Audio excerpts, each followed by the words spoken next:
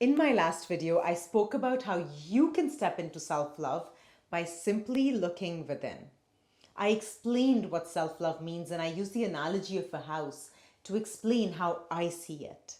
I would absolutely love to know if that analogy resonated with you. If you have not yet checked that video out, I recommend that you do that first. You will find it in the playlist called Simply Love on my channel. And if you have already watched it and taken notes, you are well on your way to generating self-love within. And you are ready for this next piece of the puzzle. So, how can we really step into self-love? By unlearning what we know about love and rediscovering the love that already exists within us. And frankly, to start the process, all we need to do is look in the mirror. Your reflection will show you how much distance exists between the current you and the love that you are. So let's get started. Take 5 minutes, find a mirror in your home, your bathroom mirror, your makeup mirror, or even a mirror in your car. And for a few minutes, simply look at yourself. I'll be right back.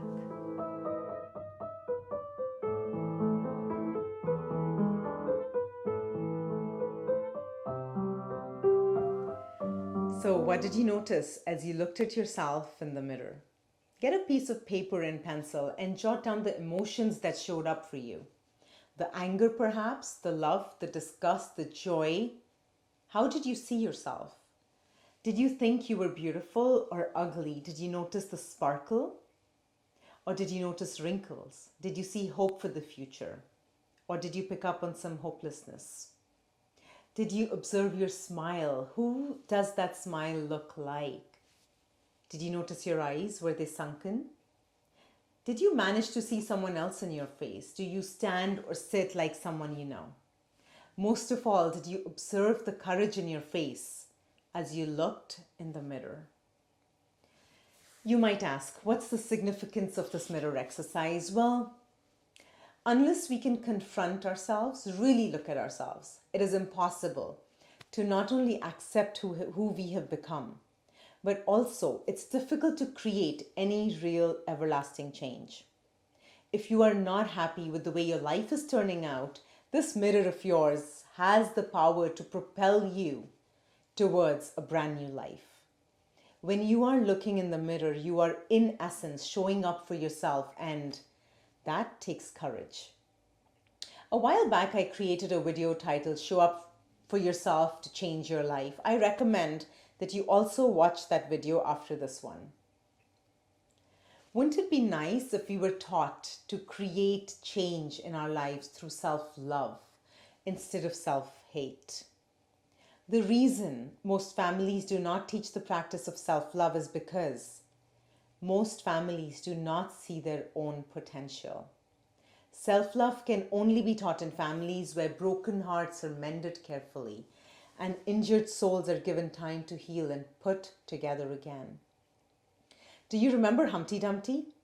Humpty Dumpty kept falling and breaking down, and none of the king's horses or men could put Humpty together again. I really wish the author of Humpty Dumpty kept going with this rhyme, because children need to learn how to put themselves back together again, but in a way that is not damaging to their spirit. Falling down and breaking into pieces is okay until you know you have fallen and broken some pieces of yourself, scattered them perhaps, or even lost them. You will not be able to put yourself back together. Knowing your wounds is the first step, and this is our focus today. Self-love will guide you in the direction that will help you see and understand where you are broken. In fact, self-love is an art form that helps you heal yourself and put the pieces of you back together again. The next step is to surrender to the mirror, because without surrender, you will be unable to feel self-acceptance. And without self-acceptance, you will deny yourself the greatest love that is possible for you, self-love. Self-love is a personal journey, sometimes a lonely one. And the loneliest of all the phases is when you look in the mirror, see the truth, and then you realize that you are now unable to unsee what you just witnessed. If you haven't already, pause this video, stand in front of the mirror for a good 5 minutes, and ask yourself what you see in the mirror. Write down all the thoughts, emotions, feelings, beliefs, ideas that come to you, because that's you in this present moment. Do you see success? Write that down. Do you see tragedy? Do you see triumph? Write that down too. For the next little while, we will examine what you see in the mirror and learn to decide if it's worth keeping, or maybe it's time to look a little deeper. Do this now. It's time for you to surrender to the mirror. Now that you have spent some time noticing the mirror, it's time to create a map of you. Just like a mind map, write down all the qualities you see in yourself. Did you notice inflexibility, control, fears? Do you see yourself as a doormat, a failure, a budding artist? Did you notice fulfillment and joy, or adventure and learning? Remember, this is a personal journey and you do not need to share this journey with anyone. This is your journey. Keep it sacred. Now make sure to write whatever comes up in different font sizes based on how loud the trait is. All you are doing is acknowledging who you see yourself as. There is no right or wrong, good or bad. There is absolutely no place for judgment or justification in this process. Anything you write is for your eyes only. The different font sizes of the traits will give you a clue as to where to start looking in your self-discovery journey.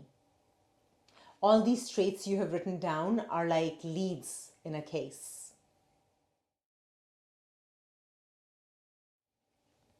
Self-discovery can be extremely confusing. I am trying to add a little structure for you in a world that is highly unstructured and circular in nature. Trying to discover who you are is not a linear process, but we can simplify it a little so that you can find the missing links. For the next few days, your only goal is to deep dive into the roadmap that you have just created on this sheet of paper. The trait that has the biggest font is where you start, unless you are guided to otherwise. So let's say the trait you were starting out was this feeling of being lost. You feel lost with no direction on how to move forward in your life. Then that's the trait we start out with. You're going to show love to that feeling, lost, by following the next step.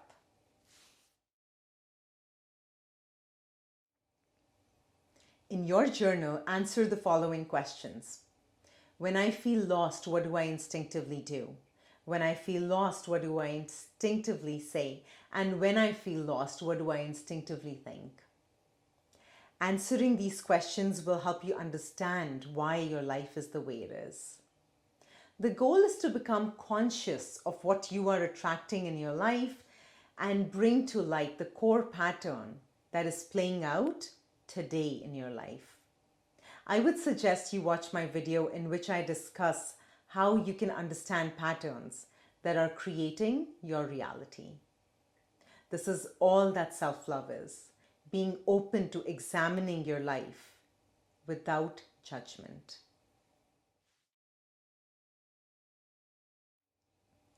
Looking at why your personality is the way it is just the first step in the grand scheme of things. Breaking down your personality helps us get to the next layer we need to look at. So we now know you are looking at feeling lost as one of the traits that stood out for you. When you look in the mirror, you can't see what you're looking at. You feel lost. So maybe your personality is actually the opposite. It's quite defined.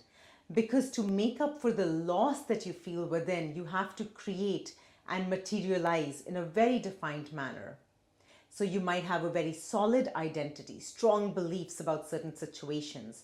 Maybe you are very staunch in your approach to your relationships. You might even be known as that kind of person. All that is superficial though. These belief structures are simply coping mechanisms for you.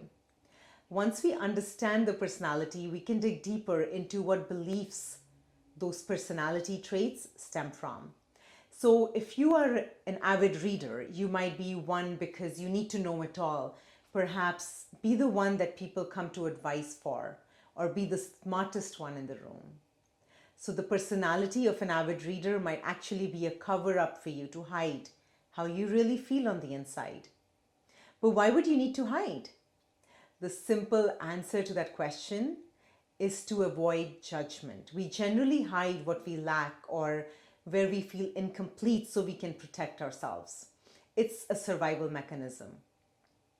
Maybe when you were lost, maybe when you would daydream, you would be reprimanded for doing so. But the truth is that you were simply expanding into other realities to get away from how you really felt in this life.